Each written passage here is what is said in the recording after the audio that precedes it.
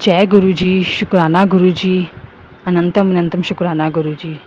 संगत जी, मेरा नाम लक्ष्मी और अमृतसर से बात कर रही हूँ।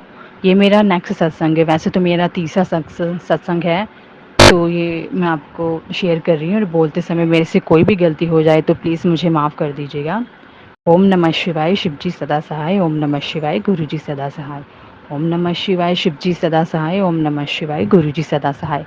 संगत जी, पिछले सत्संग में मैंने बताया था कि मुझे गुरु जी ने डुगरी मंदिर बुलाया था।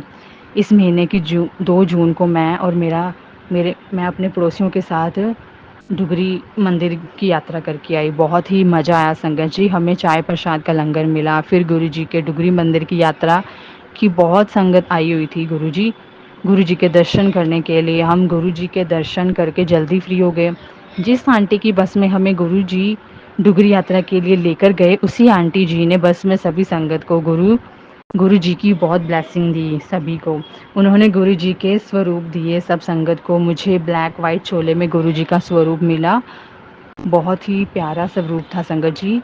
और आंटी जी ने गुरु जी के ब्रेसलेट दिए, पेन दिए और कोडी प्रसाद भी दिया, जिस जिससे उस आंटी के घर शहद वर्षा हुई थी। उसमें कोडी की भी वर्षा हुई थी। उन्होंने वो सभी संगत को प्रसाद दिया। गुरुजी ने खूब सारी ब्लेसिंग दी। फिर हमें गुरुजी ने लंगर प्रसाद खवाया, बहुत ही टेस्टी था संगत जी लंगर प्रसाद। अब मैं चाहती हूँ गुरुजी जल्द ही बड़े मंदिर भी बुलाएं और मुझे अपने परिवार सहित बड़े मंदिर बुलाएं। अब मैं जल्दी ही बड़े मंदिर का सत्संग भी आपसे शेयर करूँगी। गुरुजी हर पल अपनी प्रेजेंस फील करवाते हैं, कभी बटरफ्लाई के रूप में, एंजल्स नंबर के रूप में, 111, 777, 333, 888, 555, 66, 77, 22, 11। ऐसे मुझे एंजल्स नंबर में भी दर्शन होते हैं। 786 भी मुझे 2 बार दिखाई दिया। और भी बहुत सारी चीज़ों में मुझे कई बार दर्शन दिए हैं गुरुजी ने। संगत जी, मैं एक बात बताती हूँ, जब मैं गुरुजी से जुड़ी नहीं थी, हम शिव जी भगवान को मानते थे।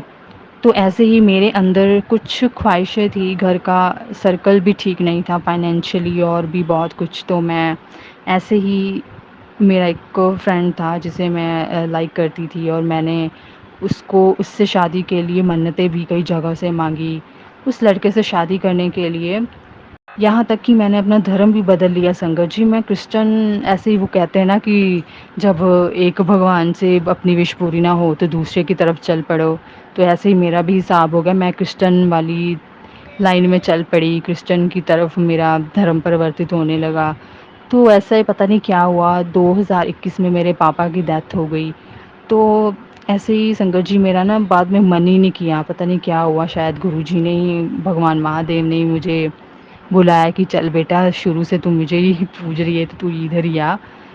तो शायद यहाँ मेरी मन्नत पूरी हो जाए, मैंने यही सोच के उधर चल पड़ी। वैसे तो हम इंसान बहुत ही सेल्फिश होते हैं। मेरा मन भगवान शिव को लेके इतना पत्थर दिल हो गया था कि किसी मंदिर के आगे से भी निकलती थी, मैं कभी सिर नहीं झुकाती थी, ना ही माथा टेकती थी। ऐसे जैसे मेरा ना किसी ने ब्रेन वॉश कर दिया हो। फिर मेरे पापा की अचानक, आपको बताया था ना, डेथ हो गई। तो उसके बाद से सब कुछ बदल गया, मैं फिर से पहले वाली बन गई लक्ष्मी। तो ऐसे ही गुरु अपने भोले बाबा को मानने लग गई। मुझे फिर रियलाइज़ भी हुआ कि मैंने कितना मतलब गलत काम करने लगी थी। अब धर्म परिवर्तित करके अपने जो सारे सृष्टि के पालनहार है महादेव, उनको छोड़ रही थी मैं, जिन्होंने हमें जन्म दिया, इस धरती पे भेजा। तो ऐसे ही हमारी सारी पीढ़ियाँ भगवान शिव को ही मानती आ रही थी। फिर मुझे अपनी गलती का एहसास हुआ, और मैंने भगवान शिव से माफ़ी मांगी और सही रास्ता दिखाने के लिए बोला। संगत जी, भगवान भी आपकी ना परीक्षा ही लेते हैं। बुरे वक्त में तो वो हम इंसान हैं, जल्दी ही टूट जाते हैं, हमारा विश्वास डगमगा जाता है। चाहे कितना भी बुरा वक्त हो, हमें अपने आराध्य के ऊपर पूरा विश्वास होना चाहिए, उनको टोटली सरेंडर करना चाहिए। फिलहाल संगत जी, मैं अपनी वान तो ऐसे ही संगत जी, मेरे को एक और सत्संग ना याद आया है। तो जय गुरु जी, शुक्राना गुरु जी। संगत जी, मैं 2022 में बहुत ना ज़्यादा बीमार हो गई थी। मेरा कोई पाउडर फ़ॉर्म में मैंने कुछ प्रोटीन पाउडर लिया था, डाइजेशन सिस्टम जिसकी वजह से मेरा ब्लॉक हो गया था। मैं इतनी ज़्यादा बीमार हो गई थी कि मुझे लोकल दवाई से फ़र्क ही नहीं, अपने जो लोकल क्लिनिक डॉक्टर होते हैं उनसे कोई फ़र्क ही नहीं पड़ रहा था, क्योंकि उनको पता ही नहीं था एक्चुअली में प्रॉब्लम क्या थी, दिक्कत क्या थी। तो संकट जी ऐसे ही मुझे हॉस्पिटलाइज़ होना पड़ा। तो वहाँ पे जाके मैं कुछ भी खाती तो सब वॉमिटिंग के ज़रिए बाहर आ जाता। फिर डॉक्टर ने बोला, फिर ऐसे ही डॉक्टरों ने बोला कि मेरे ना एक आरटीआई डलेगी नोज़ के थ्रू, वो सीधा गले में आती है, जिससे जो भी अंदर मतलब होगा वो साफ़ हो जाएगा, अंदर कुछ भी ब्लॉकेज हुई होगी अपनी डाइजेशन सिस्टम में। तो उन्होंने ना एक पाइप होती है, नाक के ज़रिए में पाइप डाल के सीधा अंदर पाचन प्रणाली में जाती है। संगत जी मुझे डर भी बहुत लग रहा था, कहीं कुछ हो ना जाए, क्योंकि हम ऐसे चक्करों में कभी पड़े ही नहीं थे। मम्मी भी बहुत रोने लगी कि पता नहीं क्या होगा। मैं जैसे तैसे मान गई, मानो जैसे गुरुजी ने मुझे हिम्मत दे दी हो। संगत जी डॉक्टर ने मेरे मेरे नाक के ज़रिए पाइप डाली और फूड पॉइज़निंग हुआ था संगत जी। वो ग्रीन लिक्विड बन गया था, यानी पॉइज़न बन चुका था संगत जी। जैसे ही वो पाइप मेरे नाक के द्वारा अंदर गले तक गई, वो सारा पॉइज़न इतनी स्पीड से लिक्विड के ज़रिए बाहर आया, इतनी तेज़ी से जैसे किसी ने कोई झरना छोड़ दिया हो। गुरुजी ने मुझे ये न्यू लाइफ़ दी है उस दिन, वरना आज मैं आपके साथ संग से ना शेयर कर रही होती संगत जी। जय गुरुजी, शुक्राना गुरुजी, अनंतम अनंतम शुक्राना गुरुजी। आप इतनी ब्लेसिंग दे देते हैं, हमें पता भी नहीं चलता। आप हमारे इतने कष्ट, इतने दुख दर्द दूर कर देते हो, हमें कुछ भी नहीं पता चलता। संगत जी इन दिनों गर्मियों में बहुत ज़्यादा गर्मी पड़ रही थी। गुरुजी ने पुरानी संगत को, किसी आंटी को बेल का जूस पीने के लिए बोला था, क्योंकि बेल का जूस ठंडा होता है। आजकल ओरिजिनल बेल कहाँ ही मिलता है संगत जी।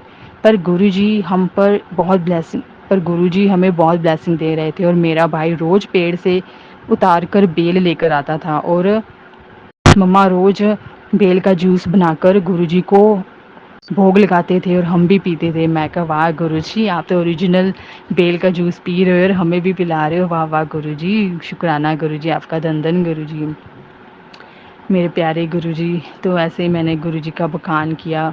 तो संगत जी मैं ऐसे ही अब अपनी अपना सत्संग समाप्त करती हूँ। तो हाँ, संगत जी मुझे एक और छोटा-सा सत्संग याद आया है। ऐसे ही ना हमारे घर में ना बिल्लियाँ आती हैं, तो वो भी गुरुजी की मतलब मर्ज़ी से आती हैं। मैं यही समझती हूँ कि वो गुरुजी ने भेजी हुई हैं बिल्लियाँ। तो ऐसे हमने 1-2 बार दूध डाला और वो ना अपना वो हमारे घर आना शुरू हो गई। तो ये कल परसों की बात है संगत जी। तो 2 दिन हो गए थे, बिल्ली ने ना 3-4 महीने हो गए, बिल्ली ने ना जो आती थी हमारे घर दूध पीने, उसने बच्चे दिए। अब वो बच्चे भी 3-4 महीनों के हो गए, भागना दौड़ना शुरू हो गए हैं। तो उसका ना एक बच्चा ना हमारे घर आता है, दूसरा बच्चा उसने कहीं और किसी के घर में छोड़ा हुआ है। तो ना मैं ना उनको लेके मैं ना गुरुजी को बोलती हूँ, गुरुजी ये बेजुबान जानवर है, ये आपकी बिल्लियाँ हैं, मैंने इनको भी आप अपने आप को तो सरेंडर किया है, इनको भी आपके ऊपर सरेंडर किया है। इनकी देखभाल, इनके ऊपर आने वाले हर दुख दरिद्र जो भी कष्ट आप इन्हें दूर करना है गुरुजी। तो ऐसे ना 2 दिन हो गए, उसकी ना माँ नहीं आ रही थी, वो ना बेचारा ढूंढ रहा था उसको। तो मुझे भी टेंशन बढ़ गई कि कहीं किसी बिल्ली वगैरह ने ना मार दी हो, या कबूतर वगैरह जहाँ पे जो पालते हैं कहीं वहाँ पे गई हो तो उन्होंने ना मार दिया हो। तो मुझे ना टेंशन लगी, मैंने मन ही मन में अरदास की, गुरुजी प्लीज़ आप रक्षा करना, उसको कोई हर्ट ना करे। तो वैसे संघर्ष ही, तो तीसरे दिन ना मॉर्निंग को मैं ऐसे नहाने जा रही थी, तो वो ना दूध पीने आई, तो मैं उसको देख के ना बड़ा खुश हुई और मैंने कहा गुरुजी आप सच में आप सुनते हो गुरुपा, आप सच में सुनते हो। तो ऐसे वो ना आना शुरू हो गए, मैंने बहुत शुक्राना किया, गुरुजी आप सच में सुनते हो गुरुपा, आप सच में इनकी मदद करते हो, बेजुबानों की मदद करते हो। तो ऐसे संगत जी अभी फ़िलहाल कोई और सत्संग मुझे याद आएगा तो मैं आपके साथ ज़रूर शेयर करूँगी। बोलते समय मेरे से कोई गलती हो जाए तो प्लीज़ मुझे माफ़ कर दीजिएगा। जय गुरुजी, शुक्राना गुरुजी, अनंतम अनंतम शुक्राना गुरुजी। ओम नमः शिवाय, शिव जी सदा सहाय। ओम नमः शिवाय, गुरुजी सदा सहाय। जय गुरुजी, शुक्राना गुरुजी।